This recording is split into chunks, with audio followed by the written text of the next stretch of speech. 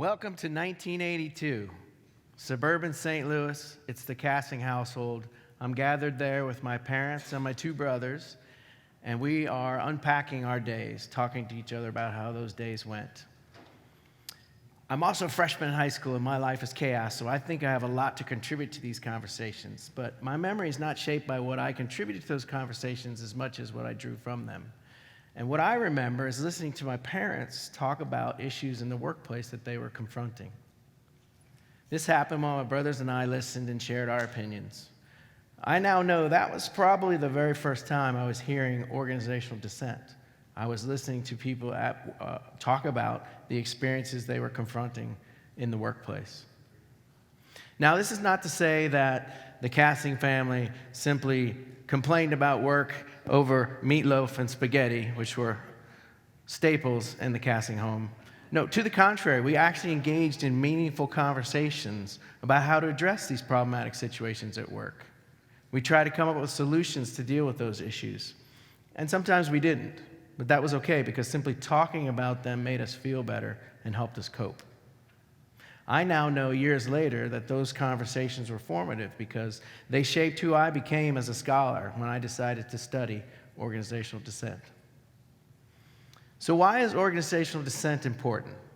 It's because most of us go to work and find ourselves in a hierarchy. And that means that we are responsible to people above us in the chain of command. Those folks dictate to a large degree what we get to do and how we get to do it at work. This is not unusual. It's, in fact, quite customary. It's how modern organizations work. But it hasn't always been that way. When people left the agrarian lifestyle and moved to the cities to find jobs, we had an influx of laborers, and we had to figure out how to do the work. And so we needed systems, and hierarchy was one of those systems that emerged from that transition.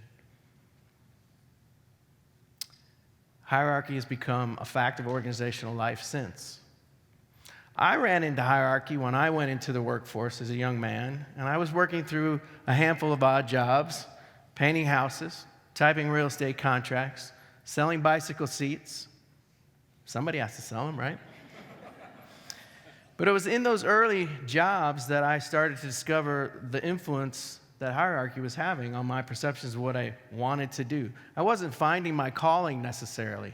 I was discovering that I didn't necessarily want to wear a suit and tie every day.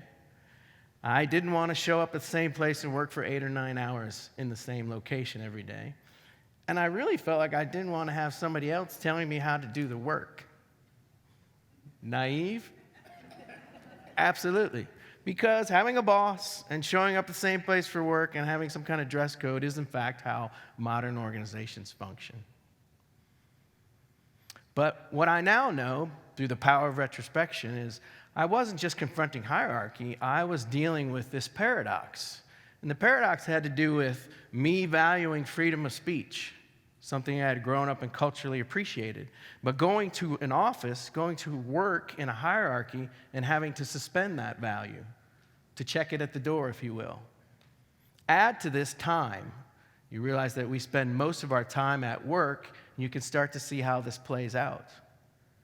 We value freedom of speech. We go to work in a hierarchy, and we have to suspend that value, and that's where we end up spending most of our time. So you, too, can start to see now this paradox, right? So unless we're at the top of the organizational food chain, or we're independently wealthy, or maybe we're self-employed, we will find that we spend some of our organizational lives in a hierarchy. That's standard operating procedure. In fact, it's so common, we now take it for granted. I share a story about my brother who managed to matriculate to the CEO position in his organization to help illustrate this point.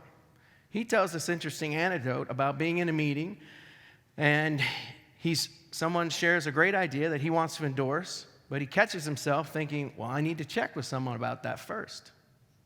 Before realizing, actually, I don't. I'm the guy. I do not have to check with somebody first.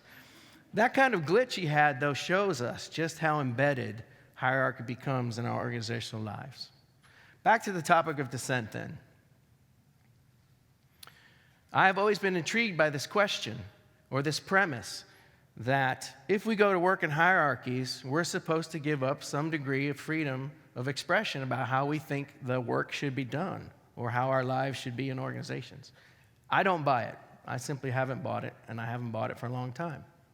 That's why I was drawn to study organizational dissent, which I describe or define as the expression of disagreement about workplace policies and practices. I'm interested in questions like, what moves employees to feel like they have to express dissent in the first place?